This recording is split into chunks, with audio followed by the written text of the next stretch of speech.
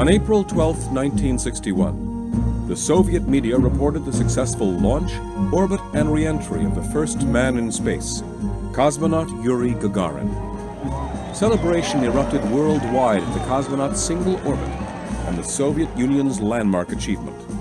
Gagarin went on to become one of the greatest heroes in history. With the breakup of the former Soviet Union and the rise of democracy in the Russian Federation, a shocking truth has been unearthed.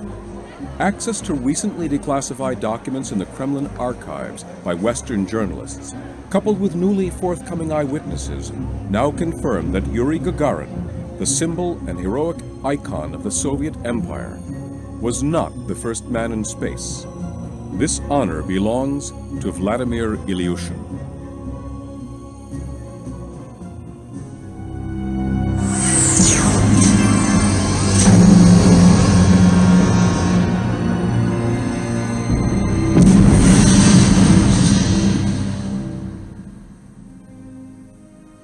It is now clear that the world-famous Soviet test pilot, Vladimir Ilyushin, was the real first man in space. Numerous accounts of his flight leaked out at the time, and the Kremlin archive documents, along with the eyewitness accounts, only now confirm the accuracy of these original stories. After several decades of propaganda, lies, and official denials, the truth about one of humanity's greatest achievements can now be told. After more than 5 years of research, the whereabouts of the actual first man in space was learned. Although now in his 70s, retired Air Force General Vladimir Ilyushin still works as one of the designers at the Sukhoi Design Bureau, a Moscow-based fighter jet manufacturer. General Ilyushin was a celebrated test pilot of over 145 aircraft, including the Sukhoi 27, the premier Russian interceptor fighter jet.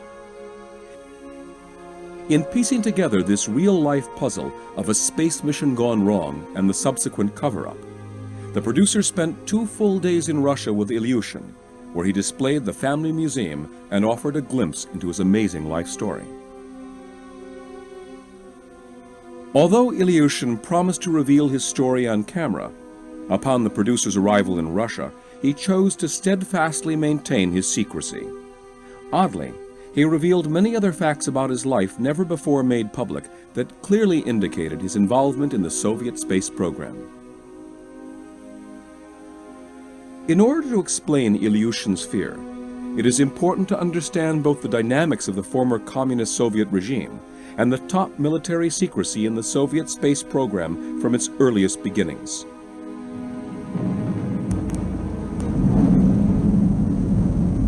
In a feat most experts thought impossible, the Soviet Union ushered in the space age on October 4, 1957, when the satellite Sputnik, weighing in at over 100 kilograms, was secretly launched into Earth orbit.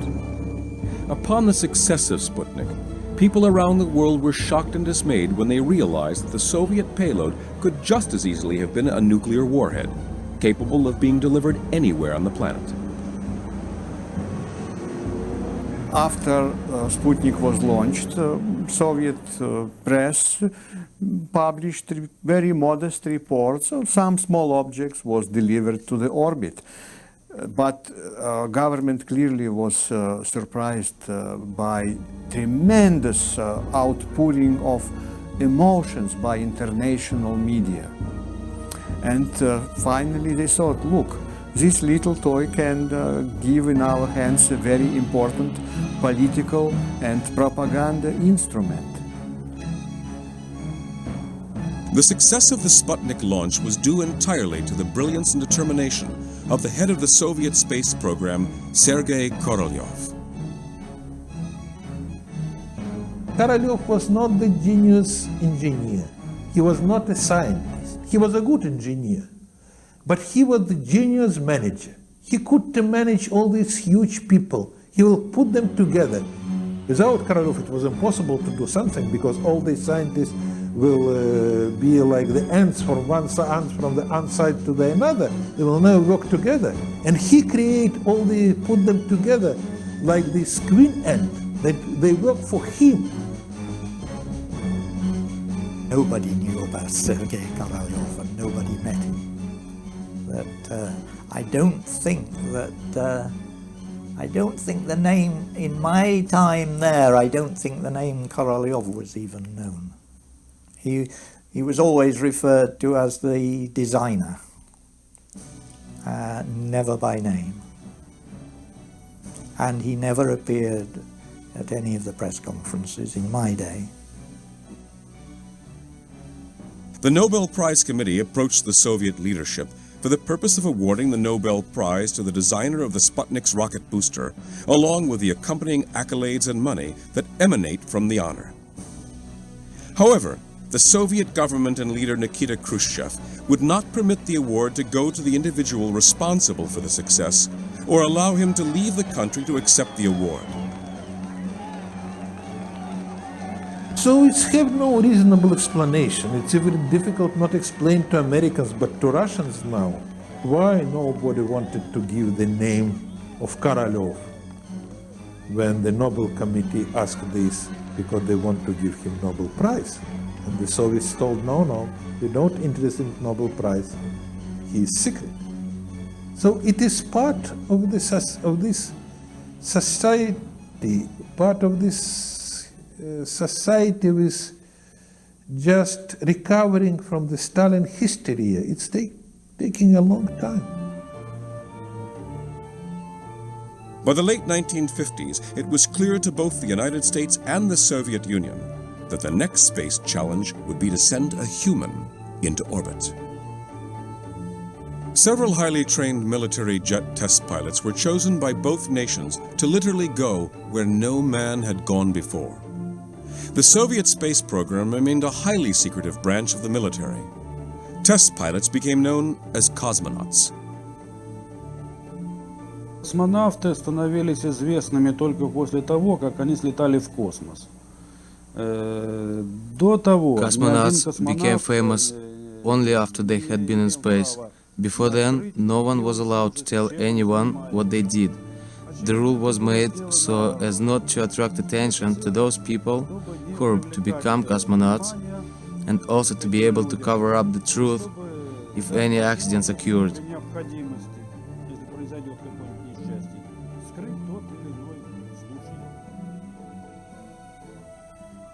In the 1960s, the Soviets were very secretive about their space program. Pictures would be condensed, things in the background would be changed for what appears to be no apparent reason. But we can tell that the Russians were trying to be secretive, that they were covering up something and not being totally truthful. We have photographs where we believe a cosmonaut in training has been airbrushed away. In October 1960, the most tragic example of the fanatical paranoia of Soviet secrecy occurred. A huge new booster rocket appeared to malfunction at the time of launch. Instead of lifting off, it remained fixed on the launch pad. Ignoring all warnings and flagrantly overriding safety precautions, the Kremlin ordered the launch director and engineers to repair the problem immediately in order to get the rocket launched that same day. Marshal Nedelin, who was the head of rocket strategic forces, personally sitting in the chair next to the rocket, was in preparation before the launch. He demanded that this chair should be brought next to the rocket. And it was completely against all the safety regulations. And everyone around knew that this is against the safety regulations, but everyone thought, look, if I wouldn't get placed next to the big boss, I might be fired next day from my job. With more than 200 men inspecting the rocket, including the launch director Nedelin, a huge ball of fire suddenly erupted, instantly killing everyone nearby. No list of the people who died was ever compiled, and no one will ever know just how many people died that day. Amazingly, this historic tragedy was continually denied by the Soviets and the tragic details of this event were not revealed by the Soviet government for almost 30 years. Other recently declassified Kremlin documents also indicate that as many as 7 cosmonauts were killed in training accidents prior to Gagarin's reported flight. Cosmonauts Ludovsky, Shiborin, Mitkov, Dolgov, Belakonev, Kachur, and Garachev were never honored for being the pioneers they were, giving their lives in attempts to reach space.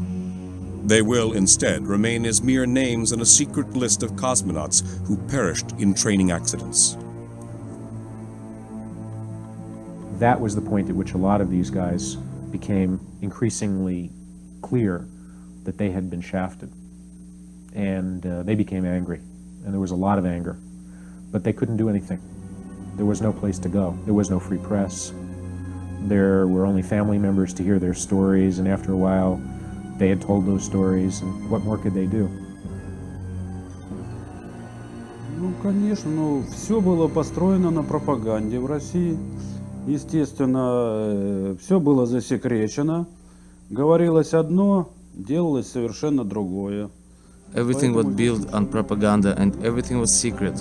It was always this way and everybody knew about it. The newspapers and radios said one thing and what really happened was something different. Все, значит, никто ничего не знал, что делалось, как, What the Soviet propagandists did not understand was that by presenting the difficulties, the problems, the mistakes, the accidents, the mishaps, they could have presented a far better picture of the Soviet Union than in fact they did. That to present everything as perfect was in fact to belittle the achievement of the Soviet Union, to belittle the achievement of the Soviet people. And to depict it in that light was to underestimate the heroism, the struggle, the effort of the Soviet people, and show a completely inept approach. As a result of the Soviet Union's reported technological achievements, while at the same time hiding its failures, positive perception of communist philosophy was at its peak. Khrushchev reportedly became obsessed with the idea of being the first to successfully launch a man in space and ordered Korolev to make it happen, regardless of cost. At that time, Lieutenant Colonel Vladimir Ilyushin was unquestionably the Soviet Union's most famous and experienced test pilot. As a test pilot, Ilyushin set dozens of speed and altitude records and also held the world altitude record of nearly 30 kilometers, which he set in 1959 using a Sukhoi 9 military interceptor jet. In late 1960, Ilyushin was awarded the Hero of the Soviet Union, their highest military honor, for his altitude records. Equivalent to the prestigious American Congressional Medal of Honor or a British knighthood, this Soviet award was bestowed upon a select few. Ilyushin himself was the offspring of the most distinguished military and aircraft engineering family in the Soviet Union. His father Sergei was one of the most famous heroes in the Soviet Union, designing and building many of the fighter and bomber planes that contributed to saving the Soviets from the invading Nazis at the height of World War II. Sergei Ilyushin, the designer, was very much involved in World War II fighter planes. And the Soviets, with the Battle of Stalingrad, the IL-2 Sturmovik was probably the most famous of all the Russian aircraft, being a ground attack aircraft. So this gave him huge stature under Stalin, and then of course Khrushchev when he took over. In addition, Sergei Ilyushin was also one of the most powerful men in the Soviet Union, having been awarded the Hero of the Soviet Union 3 times, and being a member of the inner sanctum of Soviet power as a distinguished deputy leader of their parliament, the Supreme Soviet. After World War II, the elder Ilyushin correctly envisioned the future of aircraft manufacturing as requiring the transition from military to civilian production. Once again, Ilyushin showed his brilliance in designing and manufacturing some of the best civilian passenger jet airplanes ever made. The Ilyushin Aviation Complex was considered by many to be one of the world's finest civilian airplane manufacturing companies. Ilyushin would be respected and, in Soviet society, not because he had 3 awards, but why he got the 3 awards, which was because of his work as an aircraft designer and his contribution to the post-war development of Soviet civil aviation was outstanding. The younger Ilyushin was always fearful of being lost or stuck in his father's larger-than-life image and set out to free himself from his father's shadow. The younger Ilyushin did not want to be groomed to take over his father's civilian airplane manufacturing company. Instead, he entered test pilot school, then went on to design and test pilot military jet fighters. In a final act of defiance, Vladimir joined the Sukhoi Aircraft Company in 1952, his father's most bitter personal rival. The elder Ilyushin is said to have been enraged over his son's actions, remaining highly incensed for several years. Throughout the 1950s, the relationship between elder and younger Ilyushin was non-existent, but ultimately culminated in one of mutual pride and respect for each other's accomplishments. Vladimir Ilyushin reportedly snubbed the thought of flying in space when it was first offered to him, regarding it as fit only for dogs and lab rats. The Soviet space capsule was to be operated exclusively by mission control engineers via remote control. No hands-on cosmonaut actions were required, which was an uninteresting prospect for the best test pilot of the era. Still, most of Ilyushin's accomplished fellow test pilots did join the Cosmonaut Corps in spite of this obvious handicap. At some point shortly after being bestowed the Hero of the Soviet Union honor, Ilyushin changed his mind. He began to actively pursue the idea of becoming the first man in space. Ilyushin began to view space as his personal opportunity to separate himself from his larger-than-life father and become an immortal hero on his own and in a field apart from aviation. One of the powerful things that the Ilyushins brought to Russia was a sense of a dynasty. There's a group of families who were significant historically, and the Ilyushins were certainly one of those. And the fact that it was all in the same sphere in aviation and aerospace sciences was significant. It was therefore, in my view, no accident that Vladimir Ilyushin would have been picked as the man for the job. I mean, it was an obvious choice. He was the right age, he had the right training, he had the name. It would have been perfect had it worked. And that was what first got me interested in the story, was the obviousness that this would have been the logic of the communist regime to pick Ilyushin for the job. As a result of his professional accolades, coupled with his family's tremendous political influence, Lieutenant Colonel Ilyushin was ultimately given his chance to become the first man in space. Ilyushin doggedly engaged in months of intense catch-up training necessary to prepare him for his chance at immortality, even though his fellow cosmonauts were well into their second year of spaceflight training. Владимир, которого я очень хорошо знал, был очень веселым, внимательным. Vladimir, whom I knew well, was very happy, smart, and he was always helpful to others.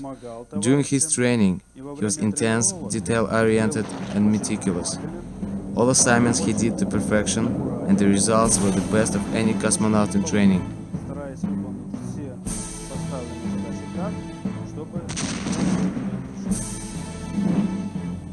As secretive as the Soviet space program was, there were a number of leaks as to Ilyushin's imminent flight, possibly as a result of his enormous celebrity as the man who had been closest to achieving true spaceflight with his altitude records, and the natural choice to be the first man in space. In early 1961, a photograph of Ilyushin wearing space gear was published, and it was said he was undergoing training as a cosmonaut.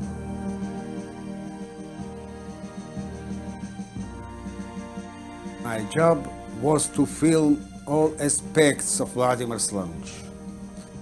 Vladimir was the nicest, happiest, friendliest pilot I have ever seen. Vladimir was confident and determined, and he was ready for this day.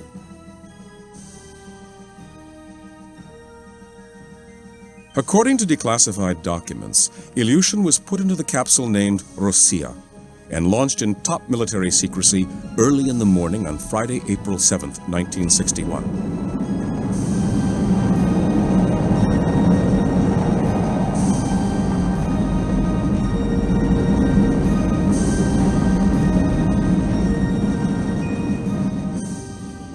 I was just so excited to be a part of this whole thing, and I was thinking to myself how most people could only read about history, and here I was being a part of history. At the time, the CIA and other military intelligence organizations neither confirmed nor denied the detection of the launch or the flight. Even after several decades, CIA and U.S. State Department documents are still classified on this issue. It is presumed that Western intelligence agencies neither wanted to tip their hand as to their capabilities in detecting Soviet launches and orbits, nor to reveal their sources. Earlier in the year, just a few months before, I had seen a photograph of Vladimir Ilyushin wearing space gear and referred to as a member of the cosmonaut group, training for cosmonaut. Therefore, when I heard the story that Vladimir Ilyushin had been up in space, it fitted. Now, I was so sure at that time that the story was true, I tried to get comment from all the Soviet sources I could. From the press department, from Pravda, from Izvestia, from TASS. From all of them, I got the answer, we don't know. We don't know. But subsequently, I realized they did know. During the flight, there was a malfunction in the electrical system, knocking out the guidance controls and radio. Ilyushin lost consciousness during the third orbit just before re-entry, causing ground control to lose contact with the capsule. So I believe what happened was that, that Vladimir Ilyushin was put into orbit. Something went wrong aboard the spacecraft, whether the guidance system or whatever, and that for several hours he was subjected to conditions that were not conducive to his health. Unlike the Americans, who had their early capsules land in the ocean, the Soviet capsules had to land on the hard ground within their borders. Because the Soviets had not yet perfected proper re-entry and landing procedures, cosmonauts were expected to eject between 10,000 and 20,000 feet, then parachute to safety. According to recently revealed Kremlin documents, Ilyushin was unable to eject and made a hard landing in the capsule. Amazingly, he survived, badly hurt, but alive.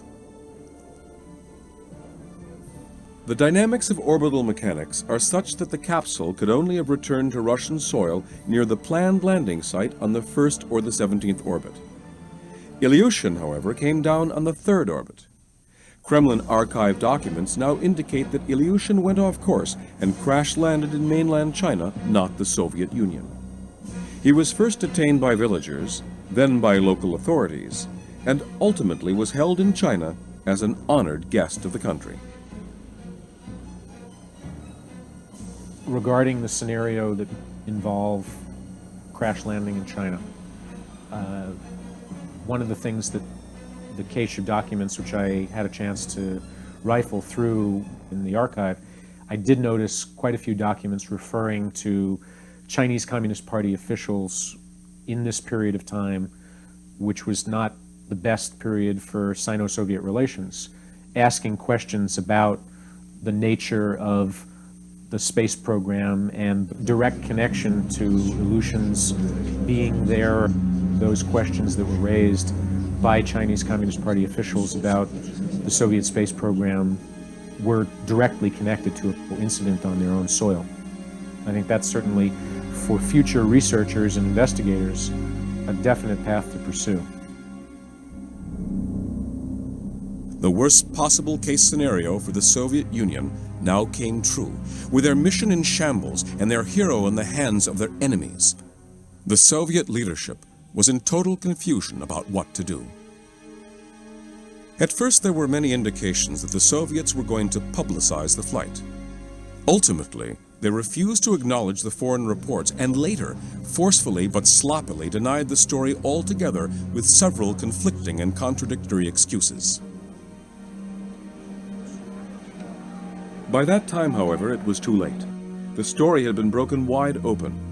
Denis Ogden, the Moscow correspondent with the London-based communist newspaper The Daily Worker, was among the first to get the Ilyushin story published, and he still refuses to reveal his informant to this day.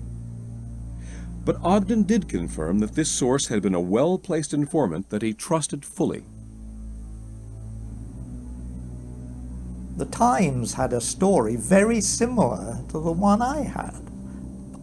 I'm not surprised that Hungarians and Yugoslavs and other correspondents published such stories or knew of such stories. All correspondents knew of such stories. And we were constantly exchanging phone calls. Have you heard this? Have you heard that? And what do you think of it? That doesn't surprise me at all. There was one of a French reporter that was there on that day, one from Bulgaria. Various American Air Force people made comments that an attempt was made. And those sources were independent. You know, it wasn't a case of one source and then another by picking it up. They were separate sources. For several decades, the Soviets angrily and profusely denied these stories as fabrications and lies, and had propaganda writers discredit, slander, and defame the reputations of these reporters and correspondents. It was only after the collapse of communism and the breakup of the former Soviet Union that access to Kremlin archive documents and memos confirmed the truthfulness and accuracy of these stories about Vladimir Ilyushin. I first heard about the Ilyushin story from Russian colleagues who basically whispered it. I got a clear sense that there was something about this story which I hadn't heard about in the West that needed to be pursued, but it took, I guess from the first time I heard about it to the time when I was able to get access to some documents, it took about 8 years. In a society that was built around secrets, the archives are, the most important resource to be protected, not necessarily to preserve the memory, but to preserve the fictions. So that's one of the reasons why getting access to archival material is still difficult to this day. With the advent of Russian democracy and the availability of substantiating documentation, Ilyushin's story can now be appreciated in full. Finally, I was able to finagle my way into a library which gave me an opportunity to read some things that I wouldn't have been able to get access to otherwise. And that helped me conclude some of the things that I wrote in the story. There were really 3 types of documents. There was the pre-launch documentation, there was the catastrophe, and there were documents pertaining to discussions that took place after the event. Back in April 1961, the Soviet media was becoming more and more vociferous, contradictory, and utterly confusing in denying that Ilyushin was in fact the first man in space. At first, The story released by the Soviets proclaimed that Ilyushin was never a part of the Cosmonaut Corps and that he was in excellent health. Then they admitted that Ilyushin was a cosmonaut in training, but was in a car accident the month before and couldn't be the first man in space. Then they reported that Ilyushin was not a cosmonaut in training because he had been in a car accident back in 1959, which was later modified and changed by the Soviet media to mid-1960, and that Ilyushin was in a coma from the time of the accident until March of 1961. Numerous contradictions of this nature added to the skepticism of Western journalists at that time, not the least of which was a photo taken of a healthy Ilyushin in December of 1960, just 4 months before his spaceflight. The photo showed Ilyushin receiving the Hero of the Soviet Union Award for his altitude record. Obviously, he was not in a coma at that time. The Soviet government never could produce Ilyushin himself during this time to refute the alleged flight, but always maintained its insistence through the media that Ilyushin was not the first man in space. The confused stories about Ilyushin simply demonstrate the point that I made several times, that the Soviet Union was its own worst enemy. That talk of Soviet propaganda being efficient, effective, is just nonsense. I don't believe, I never believed, that the story that Soviet Union was good at propaganda. It was not. To explain how Ilyushin could be in mainland China at that time, the communist-controlled government media in the Soviet Union reported that Ilyushin was sent to a rehabilitation hospital in China. There were also contradictions and falsehoods given by the Soviets regarding even this story. There were 2 reports on Vladimir Ilyushin being injured and being sent to China. One of them had him in a Peking hospital, one of them had him in a Hangzhou hospital. It's very doubtful to me that somebody in a car accident in the Soviet Union, especially the son of a famous aviation designer and somebody himself, a test pilot, a military test pilot, would be sent to a Chinese hospital for recuperation. I never heard of anybody being sent from the Soviet Union to China for medical treatment. And the medical facilities available in the Soviet Union perfectly satisfactory, probably better than those available in China. And the second point was that, of course, towards the end of the 50s and in the early 60s, Soviet-Chinese relations were very strained. And I really couldn't conceive that someone like Ilyushin would be sent there. I find it difficult to understand.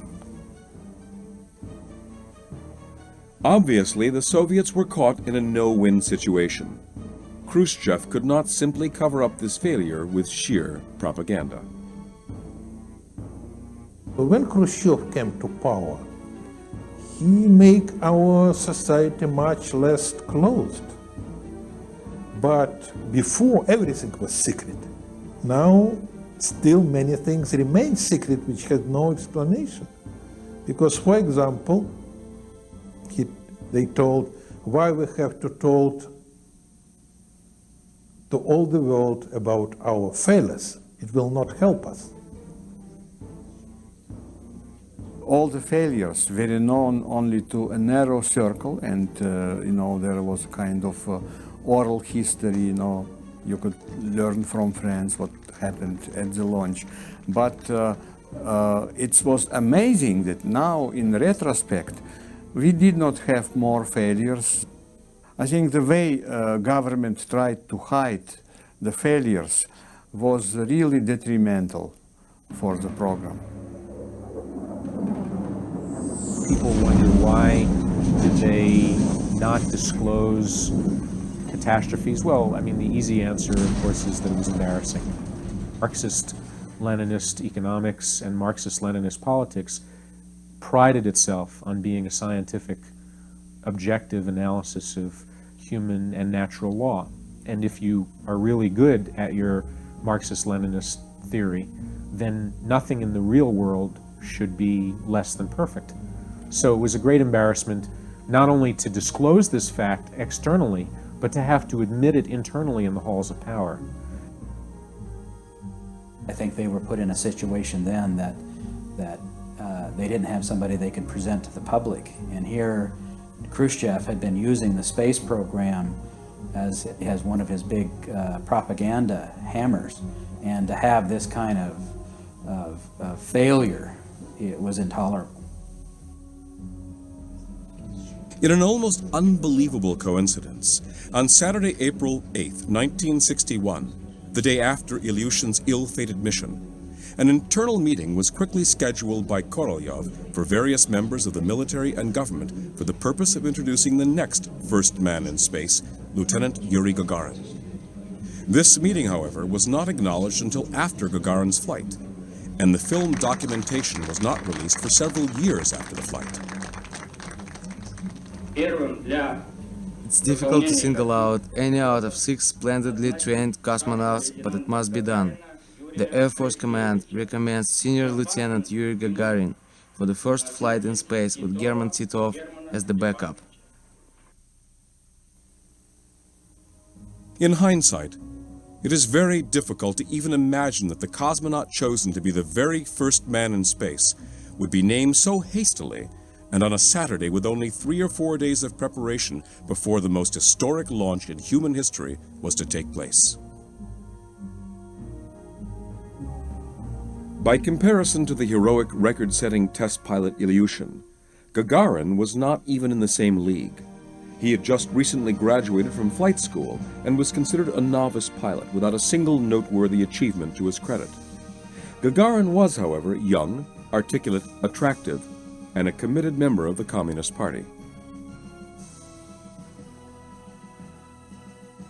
Разрешите, товарищи, мне заверить наше советское правительство. Allow me to assure the Soviet government, the Communist Party, and people that I will carry out with honor the task entrusted to me, and that I will be able to overcome all difficulties I may encounter, the way a good communist should.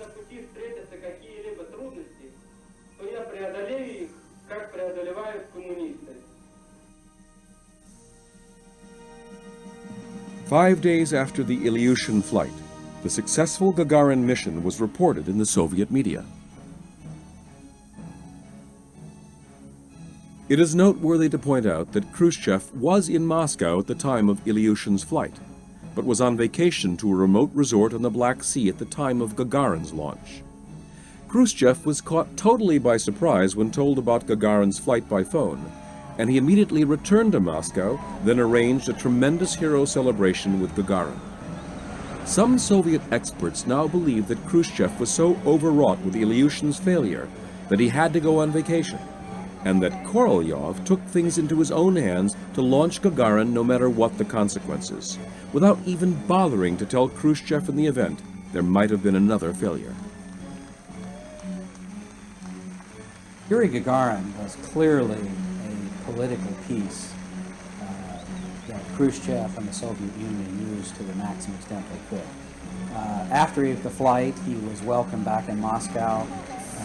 He went on a tour of the world. He went to London and India, and he was a spokesman of the Soviet Union. He was the typical, being portrayed as the typical Soviet person, you know, young, aggressive, bright, courageous, you know, everything that they wanted to portray communism to be.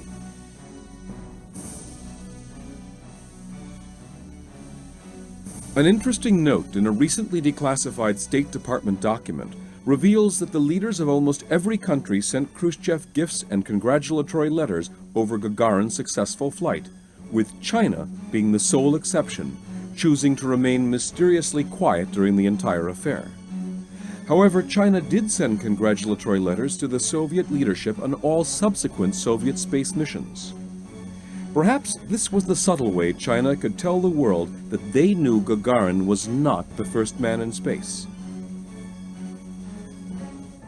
With the successful flight of Gagarin, the Ilyushin flight became a non-event. As for those who knew the truth about Ilyushin, such as reporter Dennis Ogden, his informant, and the space program engineers and technicians involved in the flight, each was forced to participate in a conspiracy of silence driven by fear. I got a call from my superior. He told me in no uncertain terms to destroy everything I had on Vladimir and to just keep quiet about the whole affair. From the tone of his voice, I knew clearly that if I didn't do exactly as he said, my family and I would have one-way tickets and a permanent address change to Siberia. I was summoned to the press department to meet the head of the press department, a man called Harlamov.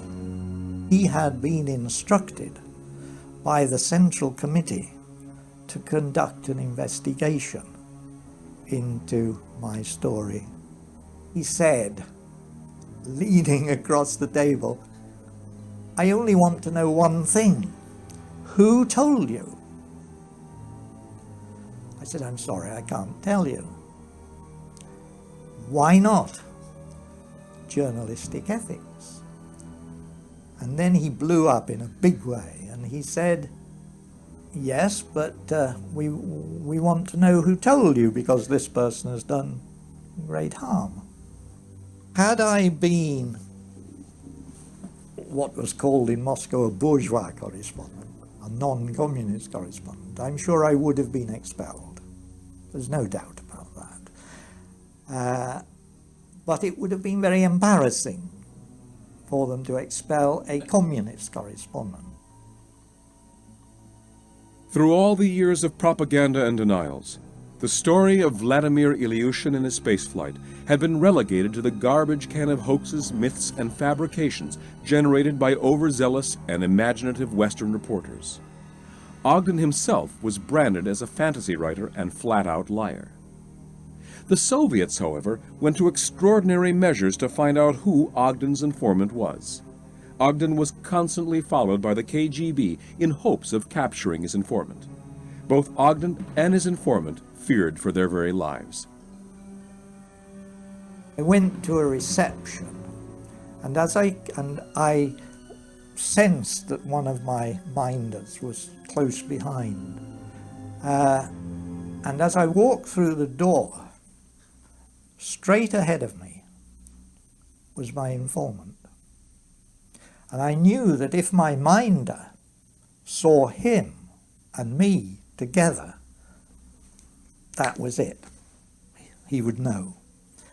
And fortunately, my informant saw my minder and realized the situation and just ignored me. Since both China and the Soviet Union were hostile to the West, no press reports were ever made available on Ilyushin's stay in China, nor on any swap for his release. While it is still unclear as to what kind of deal was struck between the Soviet Union and China to get Ilyushin back, in either an exchange of spies or money or both, Ilyushin finally and quietly came home about a year after his flight, and shortly thereafter resumed working in his home for the Sukhoi Aircraft Company in a very low-key manner. Vladimir Ilyushin was in a position that I believe was problematic for Khrushchev and the government. First off, he was a very famous person in his own right. As a test pilot, he was famous because of the family that he was born into and the what you consider to be the elite within the Soviet Union. So I think what came down was it was a joint decision that Vladimir would basically just be quiet. The brilliant Soviet space designer Sergei Korolyov also suffered once again from the hysteria and secrecy surrounding the Soviet space program. He was again denied his due, just like Ilyushin was. Sergei Korolev was the chief designer of the rocket and spacecraft used for the Gagarin flight, the first manned flights.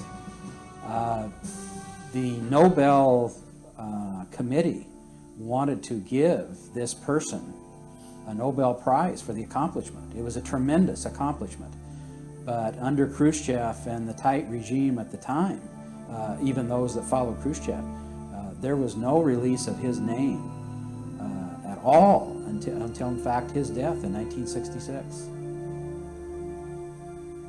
It is indeed hard to believe that Korolev went to his grave in 1966 having been cheated out of not just one, but 2 Nobel Prizes for his brilliance. Because Korolev lived in a society where paranoia and cover-ups were the norm, the world never knew or appreciated his unparalleled contribution to space exploration during his lifetime.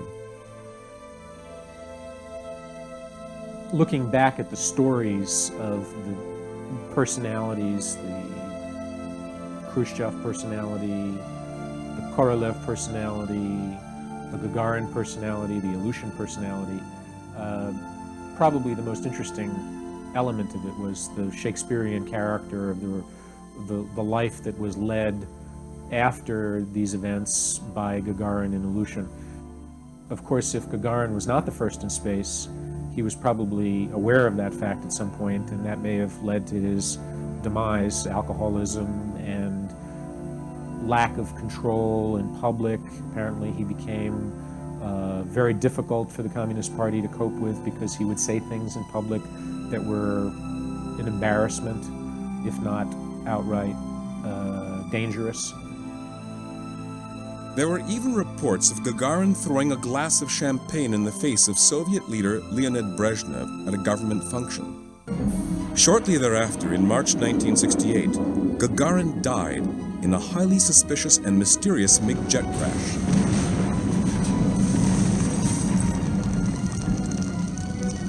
In perhaps the ultimate twist of fate, Vladimir Ilyushin was appointed to lead the committee investigating the crash, whose report was inconclusive and left many nagging questions. Ilyushin himself reported that Gagarin's body was never found, and only a finger of the once great hero was recovered from the wreckage, leading many experts to question whether or not Gagarin may well have been murdered by the KGB at Brezhnev's instructions. Meanwhile, the true conquering hero must continue to live, wrestling with the memory of the life that was due him. The life that was led by Ilyushin was actually quite significant. I mean, he did not only work as a test pilot after the fact, but he also became a significant designer. And I think it's kind of tragic that the one man who the world acknowledges still today as the great hero actually may have been a fabrication. And that's kind of a sad end to the story, that the two guys went different ways and each, in one sense, got the reverse of what you would have expected. The hero wound up being the tragic figure, and the one that they tried to bury turned out to actually make a lasting contribution. Even though this gentle giant of a man must face the statues of Gagarin, visit the buildings that bear Gagarin's name, and participate in the ceremonies that hail Gagarin as the first man in space, Vladimir Ilyushin knows in his heart that it was his accomplishment that broke new ground, not only in the space race of the Cold War, but in the human quest for knowledge, adventure, and conquest. I moved to America several years ago, and I am so happy that the Soviet Union and that the communism are finished. And now I don't have to keep quiet to protect the Soviet Union's good name. So if the KGB wants to come after me now, then I'll be waiting for them to spit in their faces after what they did to Vladimir. With the truth at last unveiled, Vladimir Ilyushin deserves to be recognized as the space pioneer and hero he is, rather than as a footnote in a falsified history.